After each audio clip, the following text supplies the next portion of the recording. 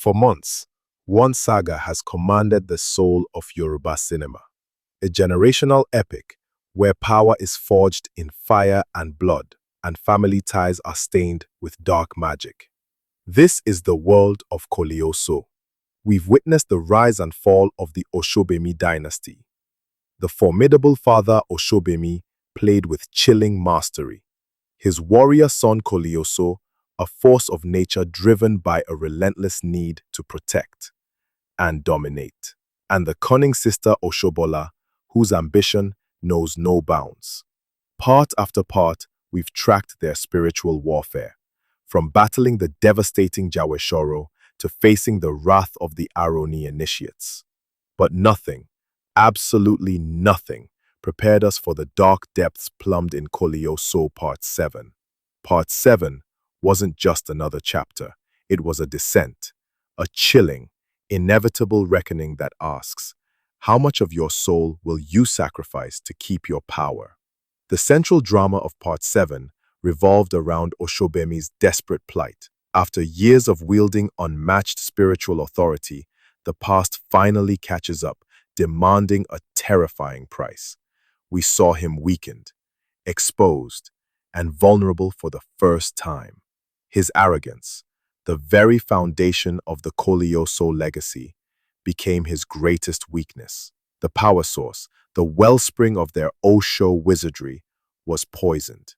The family that stood firm against armies was now crumbling from within, and the burden of salvation fell upon the one least equipped for a selfless act, Oshobola.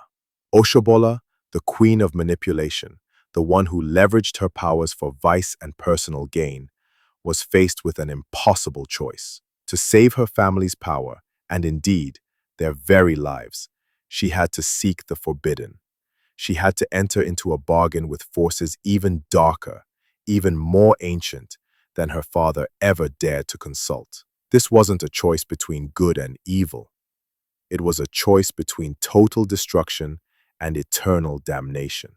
The tension in this part was excruciating. Every incantation, every secretive meeting, every look of cold fear from Oshobola hammered home the tragic truth. The price of power is never paid in cash. It's paid in sacrifice. And the sacrifice demanded in Part 7 changes the entire spiritual balance of the saga. While Oshobola made her pact, Kolioso was navigating an existential crisis. His power was diminishing, his protection failing, and as always, he was the target. Part 7 introduced new threats that don't just want to defeat Kolioso, they want to erase him. But here's the game changer. Kolioso, the unyielding warrior, had to evolve. He had to draw on a different kind of strength, one perhaps uncorrupted by his father's dark legacy. Did he succeed? The climax suggests a resounding, terrifying yes. He unleashes a power that feels alien.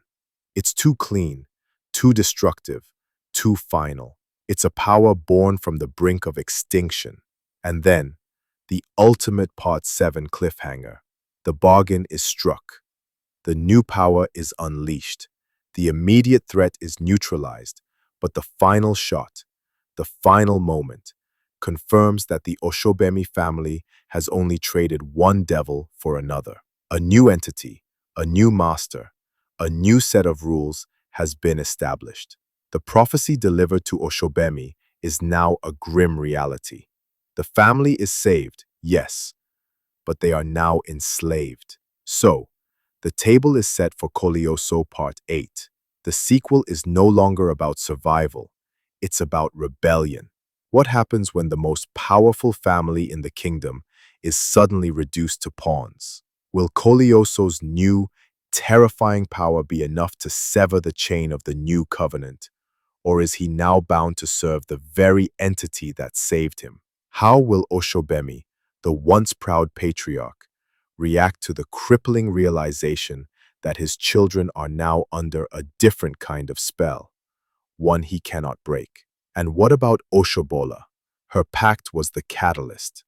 Will she become the reluctant hero who fights her own dark agreement, or will she embrace her new master in a bid for even greater power? Part 8 promises a seismic shift. The conflict moves from spiritual warfare to a battle for free will. Get ready for Itele D Icon to deliver a heart-stopping continuation that will test the limits of their magic, their loyalty, and their very existence. This is where the story truly becomes an epic of emancipation or eternal servitude. You need to see the descent to appreciate the coming fight. If you haven't seen the incredible climax of Kolioso Part 7, hit the link in the description. What is your biggest prediction for Kolioso Part 8? Let us know in the comments. Don't forget to like this video and subscribe so you don't miss our Part 8 release breakdown. We'll see you on the other side of the Osho.